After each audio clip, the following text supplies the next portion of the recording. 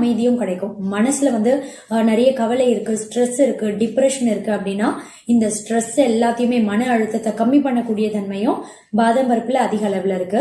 நீரிழிவு நோயை ஏற்படாம தடுக்கும். பாதாம் பருப்பு தொடர்ந்து சாப்பிட்டுட்டே வரவங்களுக்கு எல்லாம் பாத்தீங்கன்னா நீரிழிவு நோய் ஏற்படக்கூடிய வாய்ப்பு ரொம்ப ரொம்ப கம்மி தான்.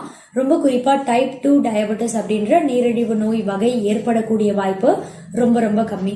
அதே மாதிரி நம்ம இன்சுலின் உற்பத்தியை சீரா வைக்கும், ரத்தத்துல சர்க்கரையோட அளவை எப்பவுமே கட்டுப்பாட்டுல வைக்கும்ன்ற காரணத்தினால ஏற்கனவே நீரிழிவு பாதிப்பு இருக்கக்கூடியவங்களும் பாதாம் பருப்பு தொடர்ந்து ஒரு நாளைக்கு 8 ல இருந்து 10 பாதாம் பருப்பு சாப்பிட்டுட்டே வர்றது உங்க ஆரோக்கியத்துக்கு ரொம்ப ரொம்ப நல்லது. பாதாம் பருப்பை தொடர்ந்து சாப்பிட்டுட்டே வரவங்களுக்கு எல்லாம் பாத்தீங்கன்னா சருமம் பார்க்கவே ரொம்ப பிரகாசமா பளபளப்பா தென்படும், ரொம்ப ஷைனியா மாறிடும். ஸ்கின்னை நீங்க தொட்டு பார்க்கும் போதே பாத்தீங்கன்னா ரொம்ப சாஃப்டா மென்மையா தென்படும். அதோட மட்டும் இல்ல, தலைமுடி உதிர்வு அதிகமா இருக்கு அப்படின்றவங்களுக்கு தலைமுடி உதிர்வை சீக்கிரமே கம்மி பண்ணும். அதோட மட்டும் இல்லாம